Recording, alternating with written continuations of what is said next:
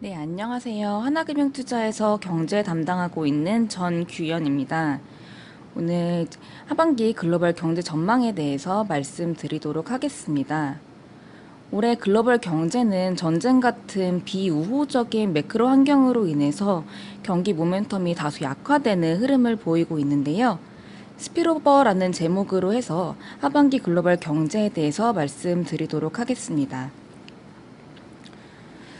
우선 이제 하반기에 글로벌 경제를 좌우하는 변수들은 크게 세 가지가 있을 것으로 보고 있는데요.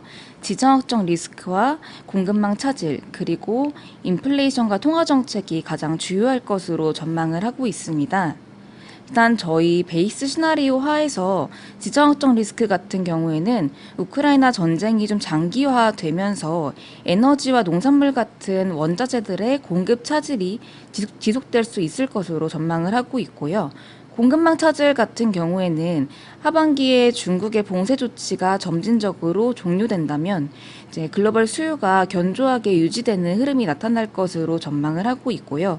이 경우에는 교역량도 좀 양호한 수준을 유지할 수 있을 것으로 보고 있습니다. 인플레이션 같은 경우에는 상반기 중에 피크아웃 할 것으로 전망을 하고 있는데요. 그럼에도 불구하고 하반기까지 고물가 기조는 지속될 것이기 때문에 연준의 금리 인상은 좀 더 장기적으로 이어질 것으로 보고 있습니다. 다만 이제 하반기 중에는 경기에 대한 부담도 점차 나타날 것이기 때문에 긴축의 속도 조절은 좀 전개될 것으로 전망을 하고 있습니다. 저희 베이스 시나리오 하에서 글로벌 경제는 연착륙할 것으로 전망을 하고 있지만 보다 염두에 둬야 될 부분은 과거에 비해서 경기 하방 압력이 조금 더 높아지고 있다는 부분인데요. 그렇기 때문에 이제 만약에 이제 공급망 차질이나 원자재 가격 급등으로 인해서 물가 상승 압력이 지속되고 그렇게 되게 되면 가파른 금리 인상 기조가 보다 장기간에 걸쳐서 이어지게 될 것이기 때문에 이 경우에는 경기의 경착륙 우려가 확대될 수 있는 부분들도 좀 더 염두에 두면서 투자에 유념하셔야 될 것 같습니다. 우선 하반기 글로벌 경제를 보게 되면 인플레이션 대응에 우선순위를 두는 국가와 스태그플레이션 가능성을 우려하는 두 가지 국가로 구분을 할 수가 있을 것 같습니다. 아시다시피 대다수 국가들의 경기 모멘텀은 지난해에 비해서 약화가 되었고요. 공급망 차질이나 전쟁 같은 부분들로 인해서 물가도 굉장히 상승하는 모습을 보이고 있습니다만 그 정도의 차이는 국가별로 존재한다고 생각을 하고 있습니다. 아래 그래프를 보시게 되면 세로축 같은 경우에는 작년에 비해서 현재 물가가 얼마나 올랐는지, 그리고 가로축은 작년에 비해서 경기에 대한 기대감이 얼마나 변화했는지를 보여주는 그래프라고 보실 수가 있겠는데요. 왼쪽 상단을 보시게 되면 러시아나 독일, 이탈리아, 영국, 유로존 같은 국가들의 경우는 작년에 비해서 물가의 상승폭이 굉장히 크고요. 경기도 굉장히 둔화될 것으로 예측하는 사람들이 많아졌습니다. 반면 중간 쪽을 보시게 되면 이제 미국이나 한국, 인도, 인도네시아 같은 국가들 같은 경우에는 물론 물가도 상승을 하고 경기에 대한 모멘텀도 좀 약화되기는 했지만 상대적으로 경기 둔화 폭이 제한적이라는 점에서 이런 쪽의 차별화가 나타날 수가 있을 것 같고요. 그럼 이런 부분들에 따라서 통화 정책이 좀 달라지는 모습이 전개될 것으로 전망을 하고 있습니다. 또 한 가지 보셔야 될 부분은 인플레이션의 성질이 다르다는 점인데요. 왼쪽 그래프를 보시게 되면 미국과 다른 선진국들 간의 물가 상승을 이끄는 요인들이 상이합니다. 일단 유럽과 나머지 선진국들을 보시게 되면은 물가 상승을 이끈 부분들이 에너지와 식품 쪽이 주요한 부분들을 보실 수가 있고요. 반면 미국 같은 경우에는 이런 원자재 가격을 제외하더라도 주요 품목 전반에서 물가 압력이 동시다발적으로 나타나고 있는 부분들을 확인하실 수가 있습니다. 또 미국 같은 경우는 워낙 임금의 상승폭이 컸기 때문에 임금과 물가의 그런 악순환 고리도 고려할 필요가 있을 것 같습니다. 그래서 에너지랑 식품 가격을 제외한 미국의 핵심 물가를 우측의 그래프를 통해 보시게 되면 공급망 차질 같은 부분들을 제외한 경기 회복과 고용 호조로 인한 경기 순환적인 물가 압력도 같이 나타나고 있는 부분들을 확인하실 수가 있고요. 이 부분들로 인해서 통화 긴축이 좀 더 필요해지는 부분이라고 보실 수 있겠습니다. 전 연준은 그래서 좀 더 긴축적인 스탠스를 오랫동안 지속할 공산이 큰데요. 일단 연준의 그런 긴축적인 입장을 명확하게 보여주고 시장과 소통하는 데는 금리 정책이 좀 더 용이한 부분들이 있습니다. 하지만 우측의 그래프에서 보실 수 있다시피 연준의 자산이 굉장히 가파른 속도로 올랐기 때문에 실질적인 유동성 축소는 양적 긴축을 통해서 과잉 유동성을 흡수하는 형태로 전개될 가능성이 높습니다. 그래서 일단 6월부터 대차대조표의 축소가 시작이 되게 되고요. 이 부분 같은 경우에는 이미 3월 FOMC 의사록부터 규모가 나왔기 때문에 시장과의 소통이 어느 정도 원만하게 진행이 되고 있다고 생각이 되고요. 그만큼 양적 긴축의 충격 자체는 일단 제한적이라고 봅니다. 앞으로의 금리 인상 경로 자체는 이제 경기에 따라 좀 더 달라질 것으로 보고 있는데, 일단 상반기 금리 인상과 BS 축소 이후에는 통화 긴축의 속도가 좀 더 줄어들 수 있다고 보고 있어서요. 일단 6월 FOMC에서 50bp를 인상한 이후에는 7월과 12월에 각각 25bp씩 인상하는 그 경로를 생각을 하고 있습니다. 왼쪽 그래프를 보시게 되면 미국의 소비자 물가가 굉장히 빠른 속도로 올랐기 때문에 물가를 감안한 실질 기준금리는 굉장히 마이너스를 보이고 있습니다. 그렇기 때문에 이런 마이너스 실질 금리를 감안을 하게 되면 금리 인상이나 이제 긴축적인 경로를 통해서 대응이 굉장히 필요한 국면이라고 보실 수가 있고요. 다만 우측 표를 한번 보시면 1960년대 이후의 연준의 금리 인상 사이클 이후 미국의 경기 향방에 대해서 정리를 해 놓았는데, 사실상 빠른 긴축을 할 경우에는 그 이후에 연착륙을 달성하기가 쉽지 않다는 점을 표를 통해서 확인하실 수가 있습니다. 그래서 이런 부분들에 대한 우려가 하반기 중에는 좀 더 커질 수 있는 부분들이 있다고 생각을 하고 있고요.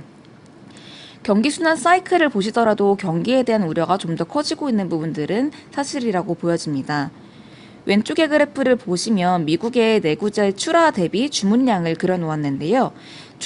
내구재 출하 같은 경우에는 과거에 주문이 들어가고 그게 지금 시장에 나온 것이라고 보면 되고, 지금 내구재 주문은 현재의 수요이기 때문에 과거의 수요 대비 현재의 수요가 얼만큼 증가했는가를 보여주는 지표라고 보시면 되겠습니다. 왼쪽 그래프를 보시게 되면 지금 내구재 출하 대비 주문량도 다소 좀 줄어들고 있는 모습을 보이고 있기 때문에 수급 차질을 제외하더라도 수요 측면에서의 둔화 가능성이 일부 상존하는 것을 보실 수가 있고요. 또 이제 코로나19 이후에 굉장히 대규모로 부양책이 나타났고 자산 가격이 상승하면서 신용이 팽창했었는데, 이 부분이 이제 디레버리징이 급격하게 진행될 경우에는 신용이 다시 지금 줄어들면서 경기가 위축될 수 있는 부분들이 있기 때문에 이런 부분들도 조금 주의하셔야 될 것 같습니다. 이렇게 경기 둔화에 대한 우려가 커질수록 재정에 대한 부분, 정부의 역할에 대한 부분들이 점차 대두될 것으로 전망을 하고 있는데, 사실 정부 같은 경우도 지난 2020년과 21년에 재정을 많이 썼기 때문에 재정 건전화에 대한 부분들이 하나의 이슈로 자리 잡고 있습니다. 근데 이 재정 건전화 같은 경우에는 대체적으로 저소득층의 소비에 가장 좀 부정적으로 작용을 하기 때문에 올해 하반기 같은 경우에는 이제 효율적인 재정 지원에 대한 부분들이 좀 더 나올 수가 있고요. 이런 효율적으로 저소득층에 좀 이제 몰두해서 지원을 하면서 인플레이션과 통화 긴축으로 인한 성장 둔화 폭을 조금 줄일 필요가 있어 보입니다. 다음으로 이제 환율 쪽에 대해서 좀 더 말씀을 드리게 되면요. 일단 상반기의 환율 시장은 달러의 일방적인 강세 기조가 굉장히 가파르게 나타났었는데요. 이 부분은 거의 통화 정책에 대한 부분들이 반영됐다라고 보시면 될 것 같습니다. 작년 말에 2.9회 정도에 불과했던 연내 금리 인상에 대한 기대 수준이 지금 같은 경우에는 3월과 5월에 75bp 인상을 제외하고도 약 8회가량 추가로 인상을 기대하고 있기 때문에 이 부분이 달러에 프라이싱 되었다라고 보실 수가 있겠는데요. 다만 연준도 이제 빠른 금리 인상 기조가 끝없이 이어질 수는 없기 때문에 중립금리 이상의 금리 인상에 대해서는 조금 더 회의적인 시각을 가지고 있습니다. 따라서 이제 앞으로는 ECB나 다른 중앙은행들이 금리 인상에 대한 부분들이 점차 프라이싱 될 것이고요. 그렇게 돼서 내외금리 차가 정점에 도달을 한다면 하반기 중에는 달러가 약보합 전환할 가능성을 높게 보고 있습니다.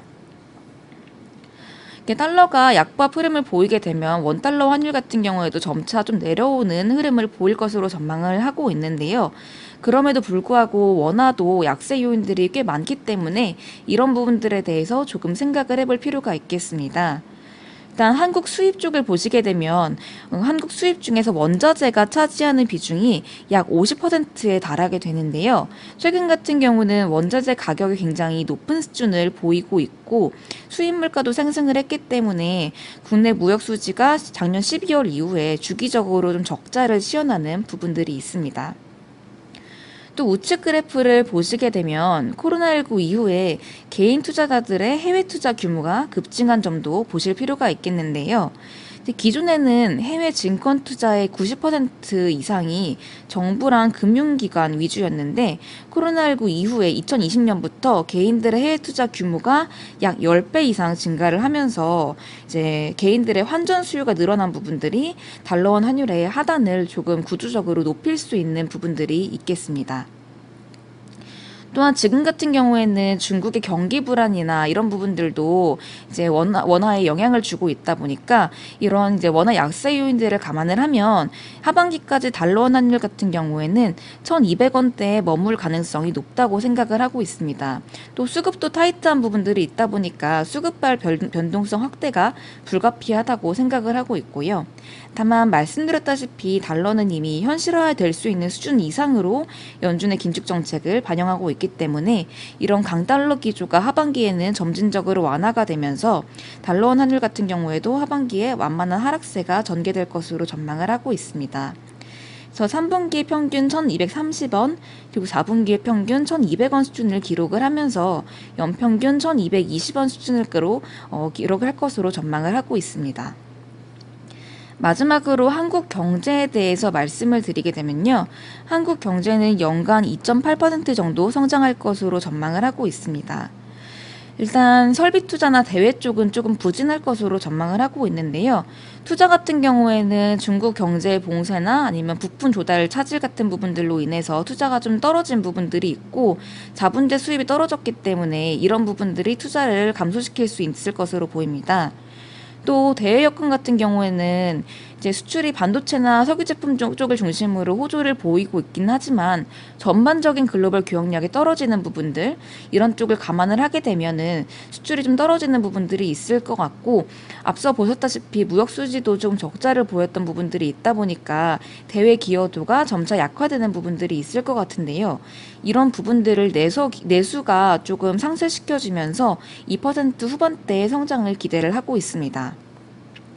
우선 국내 같은 경우에는 사회적 거리두기가 해제된 이후에 민간 소비 쪽에서의 회복 기대감이 좀 증대되고 있는 부분들이 있습니다.